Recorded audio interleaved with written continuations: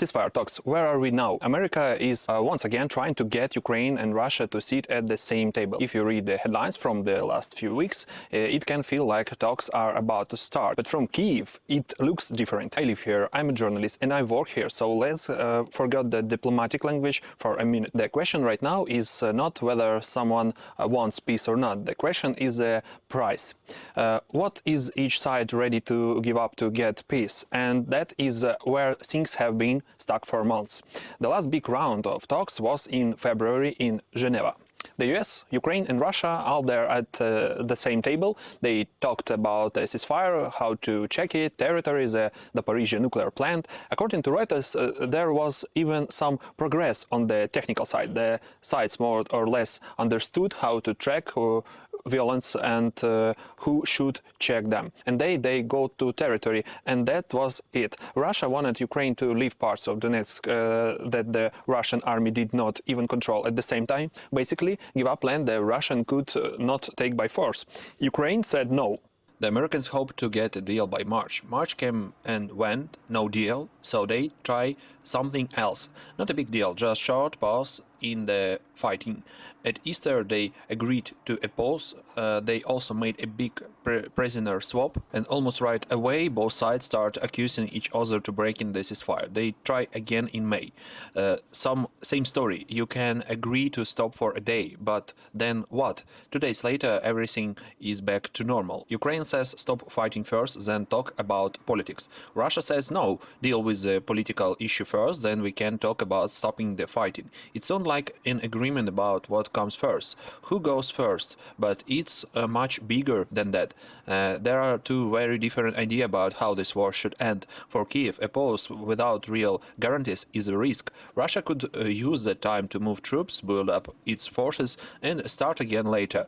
Maybe a year later, maybe more, but in a worse situation for Ukraine. For Moscow, stopping at today's front line means admitting it didn't not get what it wanted from the war. So Russia keep talking about what it called the root causes of the conflict and about Donbass. Nobody is moving. On June 23, Lavrov said Russia was ready to return to talks. On July 16, the Kremlin said there would be no new round anytime soon. So the door is not fully closed, but nobody is walking through it.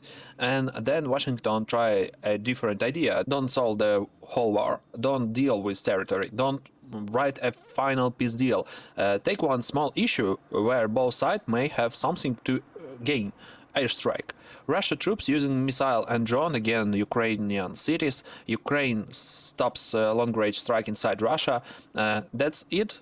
In late July, Kyiv and Washington discussed the idea. Moscow said basically that it had no seen any real proposal. But why does this idea matter? Because when its missile hits Kyiv, it's not only about the damage. Ukraine also has to use air defense missile to stop it.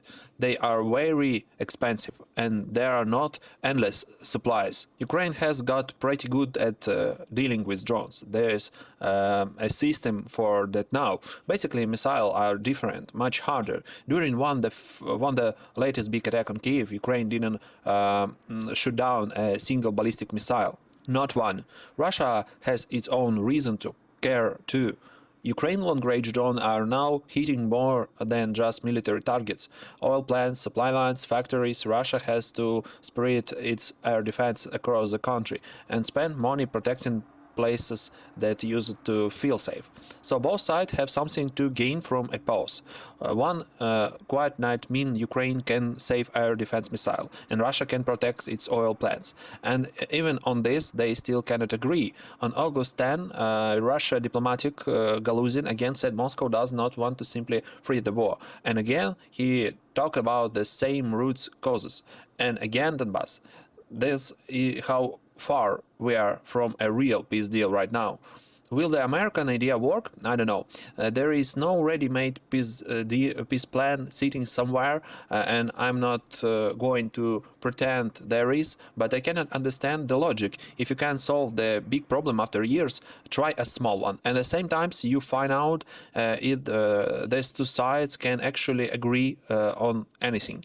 Because if they cannot even agree to stop launching missiles at each other, and then talking about a full peace deal is still a long way for. So I would not focus too much on statements saying that talks are about restart.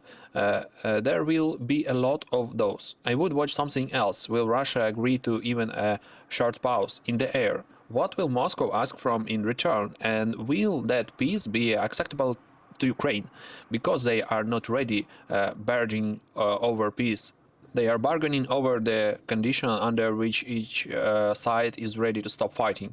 Those are very different things, and I'll keep showing you what all of this looks like from here. Because when air defense is working over your city, ceasefire stops being a word from the news. You just think, will night be quiet?